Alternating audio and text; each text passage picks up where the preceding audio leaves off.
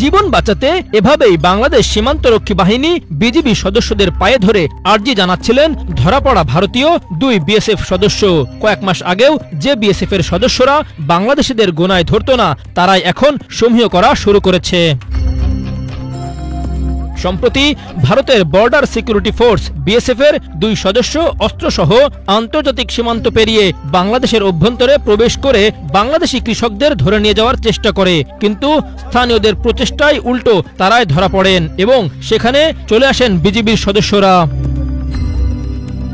মঙ্গলবার কাতার ভিত্তিক সংবাদ মাধ্যম আল জাজিরার অনুসন্ধানী সাংবাদিক ও মানবাধিকার কর্মী জুলকারনাইন সায়ের খান তার ফেসবুক পেজে এই ঘটনার ফুটেজ প্রকাশ করেন। সেখানে বিস্তারিত লিখেছেন তিনি জানান, এ ঘটনা জানতে পেরেই দ্রুত তার সাথে ঘটনাস্থলের নিকটবর্তী ক্যাম্প থেকে বিজিবির সদস্যরা ছুটে আসেন।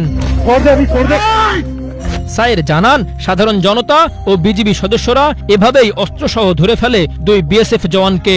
পরবর্তীতে ক্ষমা প্রার্থনা করায় যথাযথ প্রক্রিয়া অনুসরণ করে তাদের বিএসএফ কর্তৃপক্ষের কাছে হস্তান্তর করা হয়। এ ঘটনার একটি ভিডিও সামাজিক যোগাযোগ মাধ্যমে বেশ আলোচনা তৈরি করেছে। 5 আগস্ট ফ্যাসিস্ট শেখ হাসিনা পালানোর পর থেকে ভারতের চোখে চোখ রেখে কথা বলছে বাংলাদেশ সীমান্তরক্ষী বাহিনী। কোনো সীমান্তে আন্তর্জাতিক আইন লঙ্ঘন করে বাঁধ ও কাঁটাতারের বেড়া নির্মাণ করতে চেয়েছিল বিএসএফ, কিন্তু বিজিবির বাধায় তা করতে পারেনি। এমনকি সীমান্তে বাংলাদেশি কৃষকদের আতঙ্কে রাখতে কাঁটাতারের বেড়ায় সন্দেহজনক বোতল ঝোলানোর মতো কাজও করেছে বিএসএফ সদস্যরা। আর নিরীহ বাংলাদেশিদের উপর পশুর মতো গুলি করে হত্যা তো থামছেই না।